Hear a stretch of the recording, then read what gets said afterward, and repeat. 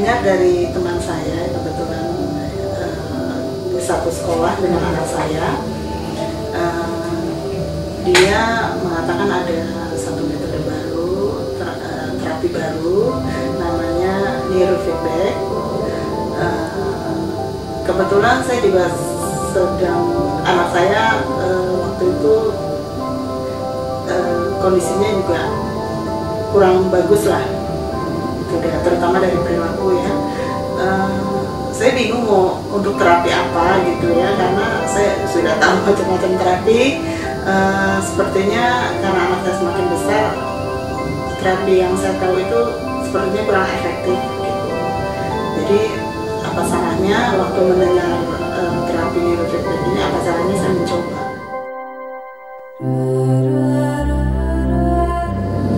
Terapi ini tidak berefek negatif atau akibat apa-apa, dan itu mirip dengan tes EEG ya, hanya dipasang kabel, kemudian disambungkan dengan komputer dan anaknya, dan terapi itu berjalan anak melalui layar, bisa video, bisa games gitu. Jadi saya pikir itu bukan sesuatu yang berbahaya buat anak saya gitu. Tidak ada obat-obatan, tidak ada macam-macam yang saya khawatirkan untuk anak saya seperti itu. Jadi saya putuskan kenapa tidak. Tidak tertib ya, dan kalau diberitahu itu lebih jadi kalau diberitahu itu seperti tidak mengerti gitu, dan dia juga tidak bisa mengungkapkan dengan kata-kata ya.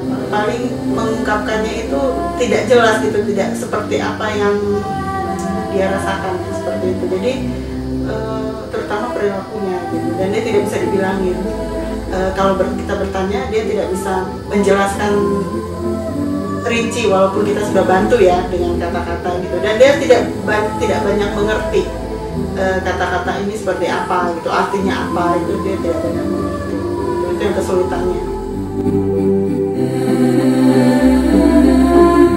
Kita larang gitu ya, berikut dengan akibatnya seperti apa, dia bisa mengerti gitu, dia bisa mengerti dan banyak bertanya. Kata-kata yang dia tidak mengerti banyak bertanya, itu yang paling penting gitu ya. Kalau dulu tanya jarang, dan kalaupun bertanya dia sepertinya walaupun kita menerangkan arti kata itu, dia susah untuk mengerti gitu, artinya seperti apa dia susah. Kalau sekarang dia banyak bertanya dan dia mengerti, terus kalaupun dia melakukan kesalahan kita kasih tahu, dia mengerti gitu. Kalau kita kasih tahu kamu begini, nanti akibatnya seperti itu, dia mengerti gitu, dan dia cukup patuh gitu.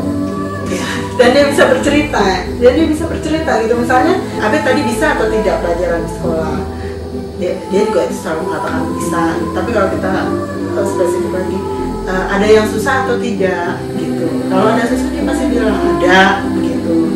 Walaupun dia tidak ingat yang susah itu apa, tapi kalau dia tahu ada yang susah, dia pasti kasih tahu ada. Siapa temannya yang nakal hari ini, atau temannya yang nakal siapa sih Bet namanya gitu. Terus misalnya ada temennya menceritakan, tante tadi Abed begini gitu, saya tanya Abed tadi kenapa kok lari-lari keluar dari kelas. Dia bisa ngasih tahu walaupun jawabannya itu harus dikonfirmasi lagi gitu, tapi dia bisa memberitahukan karena ini gitu ya. Jadi kalau dulu kan enggak, Abed kenapa ini, dia kayak mikir gitu, mungkin ada yang mau dikeluarkan tapi kata-katanya mungkin dia bingung mau mengeluarkan kata-kata seperti apa gitu ya. Jadi hal seperti itu ya banyak lah, perkembangannya banyak gitu. Lebih ke respon begitu ya, respon terus tanya jawab juga lebih enak sekarang gitu. Keterangan, kalau kita bertanya dia bisa memberi jawaban, itu kan yang dibutuhkan gitu. Jadi kita tahu kejadiannya seperti apa gitu. Walaupun memang ada beberapa yang kita masih harus konfirmasi lagi dengan, misalnya kalau kejadian di sekolah, konfirmasi dengan pihak sekolah gitu. Tapi minimal dari dia bisa menceritakan, itulah yang bisa menjawab apa yang kita tanya, itu yang penting.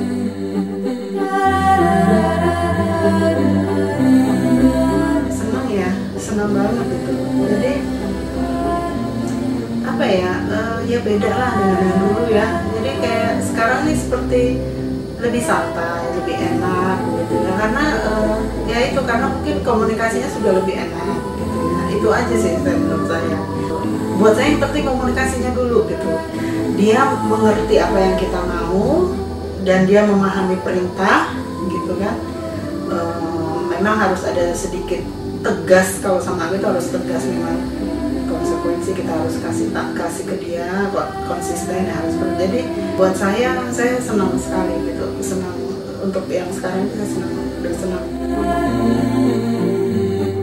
lebih enak lah ya, sekarang lebih jahil gitu kan, dan lebih keinginannya untuk bermain dengan, artinya gini loh, kalau melihat di rumah contohnya, melihat saudara-saudara sepupunya datang, itu keinginan untuk bermain itu ada, untuk dekat tuh ada gitu. Apa ya, dia tidak menikmati bahwa ada teman-teman tuh, ada orang lain tuh enak begitu. Sekarang sih kalau untuk hal-hal yang misalnya main komputer, dia kalau dia rasa itu nikmat gitu ya, dia masih cenderung untuk saya lebih senang main komputer gitu misalnya. Tapi kalau dia misalnya ada dengar temannya atau sepupunya datang, dia mau gitu untuk turun, misalnya keluar dari ruangan terus mau bergabung main gitu ya, walaupun hanya mungkin sekitar situ, atau belum bisa untuk kita main ini gitu, belum. Tapi kalau misalnya dia main bola yuk, lempar bola, dia udah bisa gitu. Jadi hal seperti itu. Buat saya terapi ini bagus ya, terutama karena tidak ada efek apa-apa seperti obat atau apa, nggak ada seperti itu ya. Dan kemajuannya ada gitu, kemajuannya terutama untuk anak saya ada. Jadi nggak ada salahnya dicoba.